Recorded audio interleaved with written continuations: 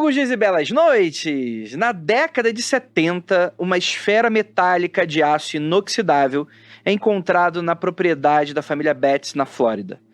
Suas propriedades físicas desafiavam a lógica e seu comportamento incomum gerou espanto na comunidade científica e alimentou especulação de todo tipo. Seria uma sonda alienígena? Um experimento do governo? Uma peça industrial perdida? E o que se sabe é que a família Betts viu a sua vida mudar do dia para a noite, tornando-se centro de um dos casos mais misteriosos da ufologia norte-americana. E até hoje, ninguém sabe com certeza de onde veio a esfera dos Betts.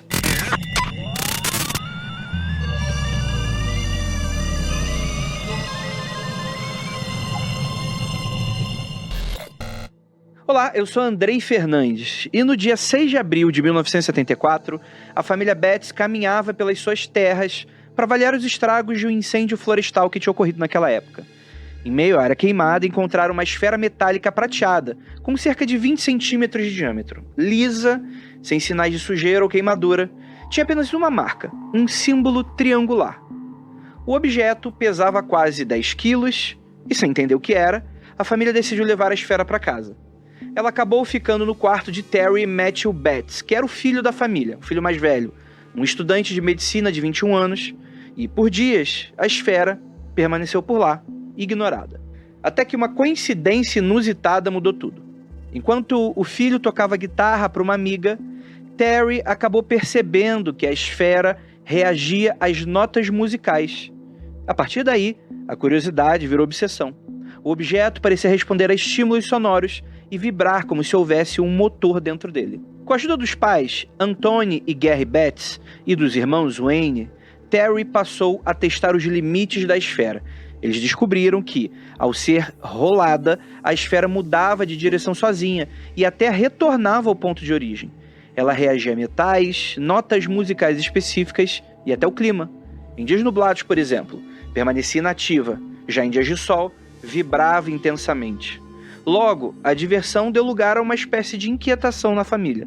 A esfera começou a se mover sozinha, emitir zumbidos e influenciar, segundo eles, o ambiente ao redor, fazendo portas e janelas supostamente se abrirem e fechar. Gary relatou à imprensa que o cachorro da família, inclusive, reagia de forma desesperada quando se aproximava do objeto, sugerindo que talvez ele emitisse uma frequência imperceptível ao ouvido humano. Eles ficaram muito preocupados e os Betts levaram a esfera até cientistas. Os primeiros exames revelaram que o objeto era feito de aço inoxidável 431, completamente oco, com uma camada de 12 milímetros e sem qualquer sinal de solda ou montagem. Raio-X mostrou que havia dentro dela 2 esferas menores, envoltas por um material desconhecido. Essas esferas tinham 4 polos magnéticos, emitia ondas de rádio e sua composição incluía um elemento não identificado junto ao aço. Olha, a família toda ficou intrigada, inclusive a mãe, que entrou em contato com o jornal Jacksonville Journal, e o fotógrafo Lon Anger foi enviado para cobrir essa história. Inicialmente cético, o Anger presenciou o objeto se mover por conta própria após um leve empurrão. Ele descreve os movimentos coordenados e aparentemente consciente do objeto. A matéria foi publicada com destaque e logo a casa dos Betts virou ponto de interesse da mídia e da comunidade ufológica. A família foi convidada a apresentar a esfera no evento da National Enquirer, a UFO Blue Ribbon Panel, em Nova Orleans. O prêmio? $50 mil, para quem apresentasse um artefato de origem alienígena. E é claro que a esfera chamou bastante atenção. Durante o evento, a família conheceu o Dr. James Albert Harder, que ele era professor da Universidade da Califórnia. E ele se ofereceu para realizar novos testes e os resultados foram surpreendentes. Harder utilizou técnicas avançadíssimas para a época de raio-x para examinar a esfera. Segundo ele, os objetos internos pareciam compostos por materiais com um número atômico superior a 140, muito além do elemento mais pesado encontrado naturalmente pela Terra, o urânio, que tem como número atômico 92.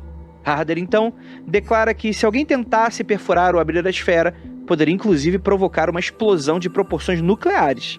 Será exagero? A revelação, é claro, causou pânico, e os Betts decidiram se afastar da mídia imediatamente. nunca mais deram entrevistas ou permitiram fotografias do objeto. Mas, pouco tempo depois, um artista chamado James Durling Jones afirmou que o dono original da esfera era ele. Dizia ter usado esferas idênticas em esculturas criadas em 1971 e que uma delas poderia ter caído do caminhão durante o transporte. Logo em seguida, Lottie Robinson disse ao jornal Palm Beach Post que as esferas eram utilizadas como válvulas em uma fábrica de papel e que possuía várias guardadas em sua garagem. Especialistas compararam as esferas de Robinson com a dos Betts e constataram que, apesar de visualmente até serem semelhantes, elas diferiam em peso e proporção. Ou seja, as origens propostas por Jones e Robinson não explicavam completamente a natureza anômala desse objeto. E com a retirada da família da vida pública, o caso acabou esfriando. Mas as perguntas permanecem. De onde veio a esfera? Qual a função? E por que ninguém mais conseguiu recriar os mesmos fenômenos? A teoria mais aceita atualmente é de que a esfera foi uma peça industrial comum. Talvez uma escultura, ou talvez uma fábrica. E que os efeitos relatados foram exagerados pela mídia. O cientista Joseph Allen Hynek, referência em ufologia, concluiu que o objeto era artificial, mas definitivamente terrestre. Sem o prêmio e com a reputação questionada, os Betts desapareceram do radar. O destino da esfera continua desconhecido até hoje. O caso se tornou um exemplo clássico de como um artefato enigmático, somado à curiosidade popular e à cobertura da mídia, pode dar origem a uma das histórias mais intrigantes do meio ufológico. A esfera dos Betts é um daqueles casos que provocam fascínio e ceticismo em igual medida. Um objeto metálico encontrado por acaso, que desafia a ciência, alimenta teorias da conspiração e termina em um silêncio absoluto. Seria uma sonda, um teste, enfim. Dê sua opinião aí nos comentários, deixe também aí a sua curtida e, é claro, ajude também a compartilhar esse vídeo. Será apenas uma coincidência, expectativa, narrativa? O que você acha?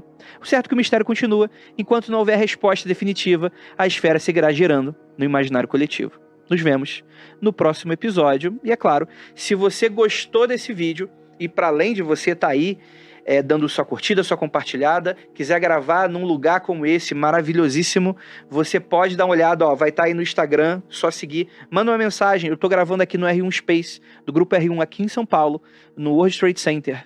Por que você não dá um alôzinho? Quem sabe você pode ser o próximo a gravar por aqui. É isso, a gente se vê em breve. E é aquilo, não olhe para trás.